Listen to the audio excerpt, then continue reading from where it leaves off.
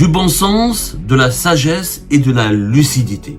Voilà comment on peut qualifier cette lettre que vous devez absolument lire et que vous devez absolument consulter, adressée par 53 activistes algériens vivant à l'étranger à Abdelmajid Tebboune, le chef de l'État, à savoir le président algérien. Ces 53 activistes algériens ont adressé une magnifique lettre.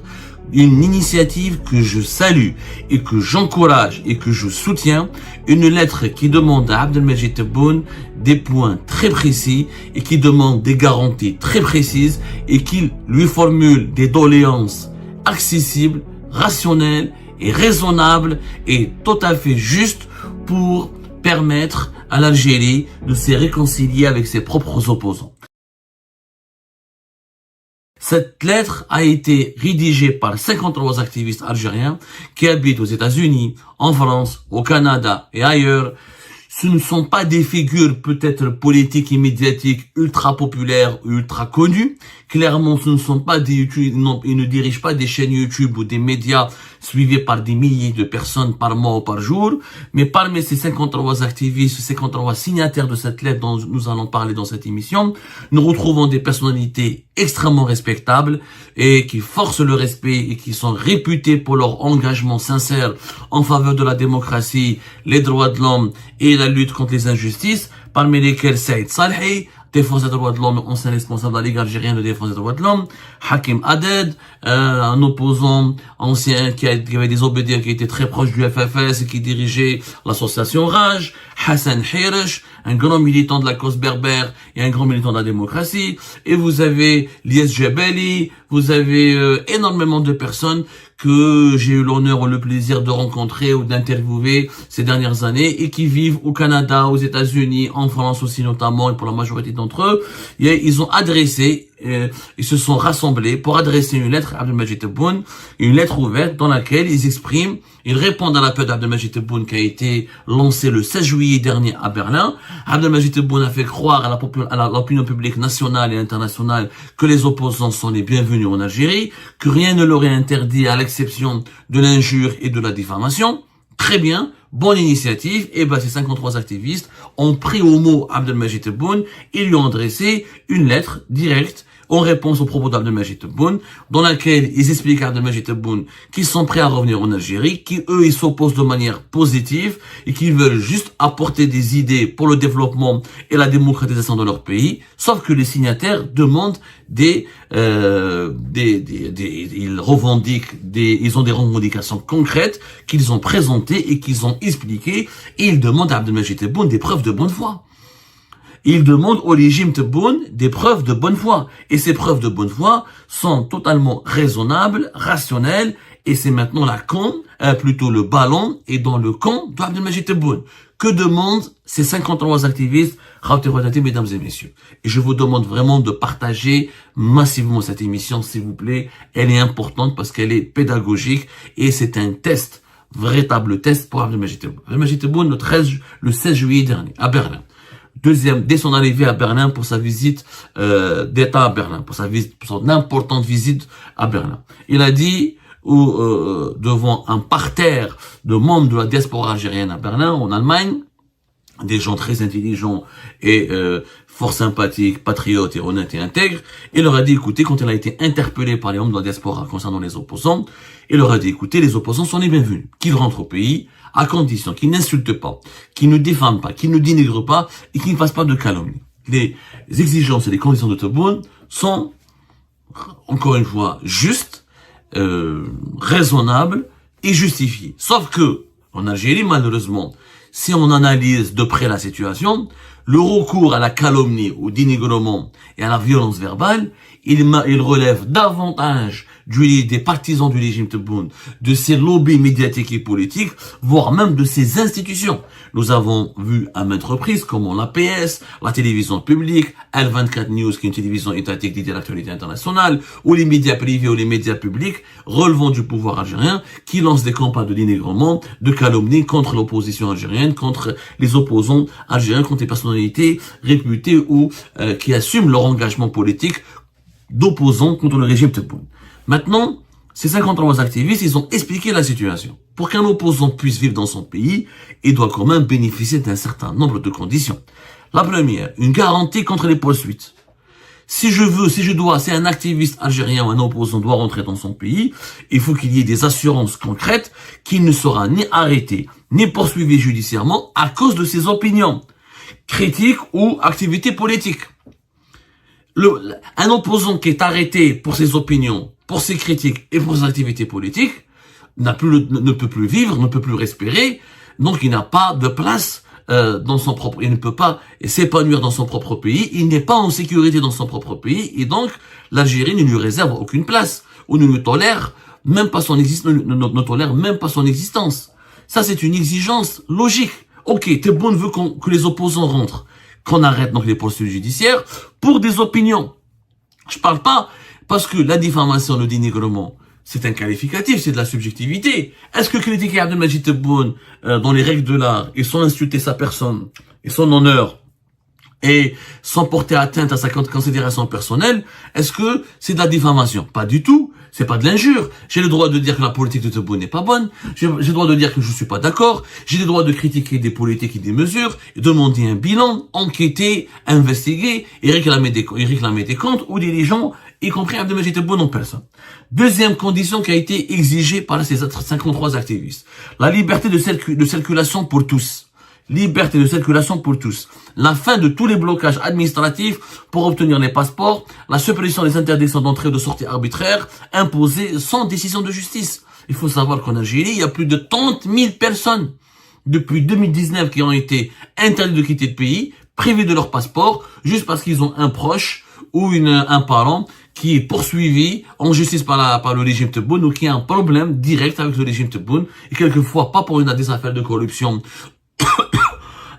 ou des affaires de détournement d'argent ou des délits de droit commun, souvent pour des délits d'opinion. Des délits d'opinion. Donc, si je rentre dans mon pays et je ne peux pas ressortir, ou à chaque fois pour rentrer dans mon pays, je suis emmerdé par la PAF, je dois attendre plusieurs minutes, 1 heure ou 2 heures ou 3 heures, attendre le feu vert d'une quelconque autorité qui doit m'autoriser à entrer ou qui doit m'autoriser à sortir, alors que la liberté de circulation, elle est inscrite en lettres d'or dans la Constitution algérienne. Troisième réclamation, la fin des déclarations de repentance. Ces 53 activistes, ils ont expliqué, et d'ailleurs avec beaucoup de sagesse et beaucoup de vérité, que malheureusement, beaucoup d'opposants algériens, quand ils entreprennent, beaucoup de militants de l'opposition algérienne, quand ils entreprennent des démarches pour prendre contact avec les autorités de leur pays, on les invite dans des consulats, et ce sont des personnalités ou des personnes ou des responsables des services secrets algériens en poste à l'étranger sous couverture diplomatique, qui leur font des auditions ou des entretiens, mais on réalité c'est des auditions, et qui leur demandent de signer une repentance, un document de repentance pour renoncer à leur conviction, pour pouvoir entrer. Je suis désolé, la conviction elle est personnelle. Je n'aime pas le régime Tebboune, je n'aime pas Abdelmajid Tebboune. Abdelmajid Tebboune n'est pas une constance de la nation. Je n'ai pas insulté la mazérité, je n'ai pas insulté l'islam, je n'ai pas insulté l'arabité, je n'ai pas remis en cause le passé révolutionnaire du pays, mais on me demande de signer un acte de repentance. Je dois renoncer à mes convictions pour entrer. Pourquoi? Abdelmajid Tebboune, il a ses propres convictions, ses partisans, ils ont ses propres convictions.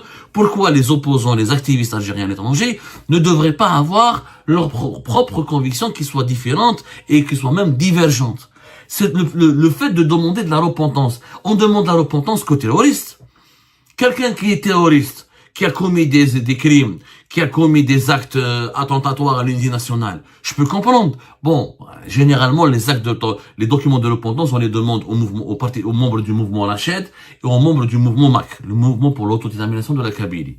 Ça se discute. Le MAC est un mouvement séparatiste, indépendantiste. Ce n'est pas un mouvement terroriste. La communauté internationale ne le reconnaît pas comme un mouvement terroriste. L'Algérie le reconnaît comme un mouvement terroriste depuis mai 2021, à tort, le terrorisme, c'est commettre des actes armés. C'est de tuer des gens, terrifier, semer la terreur au sein de la population, à travers des appels ou des plaidoyers pour la violence, pour des actes de violence. Le MAC n'a pas commis des actes de violence. Rached, c'est un mouvement hérité du mouvement islamiste des années 90. J'en connais beaucoup qui sont membres de Rached. D'ailleurs, certains ne sont même pas islamistes.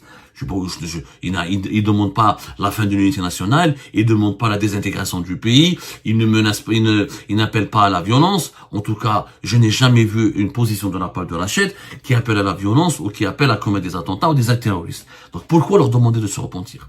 Il a le droit de faire partie de Rachet. Il a le droit d'avoir des idées différentes.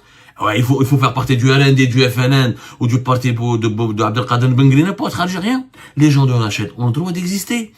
Ils n'ont rien fait de mal. C'est leurs idées, leurs convictions. Nul n'a le droit de dicter la conviction d'un individu, d'une Algérienne ou d'un Algérien. Donc cette fin des déclarations de repentance, c'est encore une fois une revendication, une réclamation juste, tout à fait juste.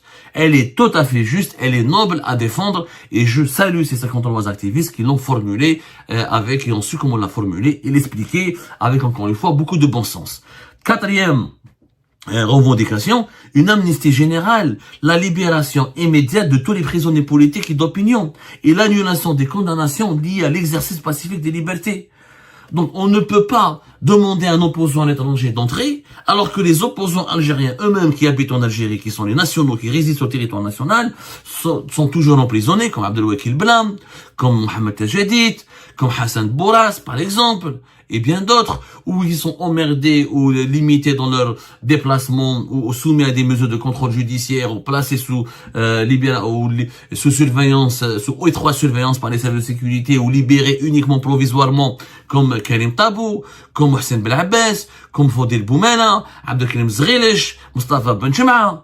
Donc comment je peux à l'étranger faire confiance à un État et à des autorités qui me disent entrez et faites votre rôle d'opposant, alors que les opposants qui vivent dans le pays même, qui n'ont jamais diffamé, ni dénigré, ni insulté, qui font partie d'aucun mouvement politique radical et qui sont des personnes bien élevées, bien instruites, réputées pour leur position, réputées pour leur patriotisme et pour leur engagement sincère en faveur de la démocratisation du pays et de la défense de l'intérêt suprême de l'État et du pays, sont soumis à des privations de liberté, à du harcèlement, à une étroite surveillance des services de sécurité, et à la répression quotidienne. C'est pas possible. Il faut une amnistie générale. C'était bon de dire que les opposants sont les bienvenus en Algérie. Qu'ils commencent par amnistier ces opposants qui sont établis sur le territoire national. Logique. Commencez par les opposants qui sont sur le territoire national. Quand moi, par exemple, je vois que mes collègues Mustafa Ben Jema'a, Abdelkarim Zghilish ou les autres médias algériens peuvent travailler, peuvent critiquer, peuvent faire des articles critiques, peuvent ne pas être emmerdés, qui même Mustafa Ben Fodil, s'il n'a pas été interdit de quitter le pays, si on peut parler du gaz de schiste, des thématiques économiques ou des thématiques sociopolitiques. Ce jour-là, moi, je peux être rassuré. Ce jour-là, moi qui est dans l'étranger, je peux dire, il y a une dynamique positive dans mon pays, il y a des autorités qui sont sincères, il y a un régime qui est sincère, etc. Et ce n'est pas le cas, malheureusement. Ce n'est pas le cas. Les opposants qui vivent sur place vivent un enfer au quotidien. Un enfer au quotidien, persécutés, réprimés, surveillés et traqués au quotidien. Certains ne peuvent même pas quitter leur région, comme Karim Tabou, il est obligé de signer chaque semaine dans une caserne des services secrets. Il peut même pas quitter un périmètre géographique très limité. Donc, je trouve que ces 53 activistes ont résumé toute la complexité de la situation. L'abrogation de l'article 87 bis, il faut absolument supprimer cette disposition du code pénal qui criminalise de nombreuses formes d'expression politique en les qualifiant de terrorisme. Je suis désolé, le MAC, moi je suis pas d'accord avec le MAC. Les partisans du MAC, je les combats sur le plan des idées, etc. Mais ce ne sont pas des terroristes. Je peux pas considérer quelqu'un qui a une idée comme un terroriste. Le terrorisme, c'est l'appel à la violence. C'est la conviction qu'il faut tuer, qu'il faut prendre les armes, qu'il faut mettre en danger l'intégrité physique d'autrui pour pour défendre une cause idéologique ou pour obtenir ou pour concrétiser une revendication. Quelqu'un qui milite politiquement sur des réseaux sociaux, dans la presse ou dans des partis politiques, c'est pas un terroriste. Il faut abroger l'article 87 bis. Je suis complètement absolument d'accord et je partage cette opinion. Il faut aussi des mesures pour les opposants qui sont restés en Algérie, les mêmes garanties qui doivent s'appliquer aux opposants qui rentrent dans leur pays, aux opposants algériens à l'étranger, doivent s'appliquer en priorité aux activistes et aux opposants algériens qui sont restés à l'intérieur du pays. Et enfin, passer des paroles aux actes. Il faut qu'Abdelmajid Tebboune concrétise ou fait suivre ses déclarations et doit les traduire par des mesures politiques concrètes et non pas par des promesses vides. Ça n'a rien de promettre à chaque fois, entrer, signer un document de repentance. En réalité, ce qu'on demande, ce qu'on veut, c'est que les opposants entrent et qu'ils ferment leur gueule, et qu'ils se soumettent, et qu'ils se fondent dans la masse, et qu'ils deviennent invisibles. On veut invisibiliser l'opposition, le journalisme indépendant, la liberté d'expression et la prise de parole critique. Ça, c'est pas une démarche noble, c'est pas une démarche normale. On peut pas réduire quelqu'un à un esclave, on lui devient un sujet ou un être soumis pour pouvoir retrouver son pays. En réalité, on veut transformer l'Algérie en une grande paysanne à ciel ouvert. Cette lettre des 53 activistes, cette tribune qui est disponible d'ailleurs dans plusieurs, elle est sur internet, etc. Et vous pouvez, l'Arabi El-Jadid, le journal Apana Arabe basé à Londres, qui est proche du Qatar, mais bon, qui est un journal de bonne qualité, a rédigé récemment tout un article qui résume les tenants et les aboutissants et les principales revendications de cette lettre de 53 activistes. Il faut absolument relier cette lettre. Il faut absolument maintenant exercer la pression sur Abdelmajid Tebboune. Il a donné un engagement devant la communauté internationale, devant les membres de la diaspora algérienne à Berlin, en Allemagne, et on doit prendre à témoin toute la population algérienne, on doit prendre à témoin l'ensemble des acteurs de la communauté internationale, et maintenant on demande à Tebboune des actes. Donnez-nous des actes, prouvez-nous votre bonne foi, prouvez-nous que vous êtes sincère, prouvez-le, monsieur Tebboune, traduisez vos déclarations par des mesures politiques concrètes et arrêtez de multiplier les promesses vides qui n'ont sans lendemain et qui ne font que aggraver le climat de méfiance et qui font qu'aggraver le fossé d'incompréhension qui sépare un bon nombre d'Algériennes et d'Algériens de leur pays ou des autorités et des dirigeants de leur pays.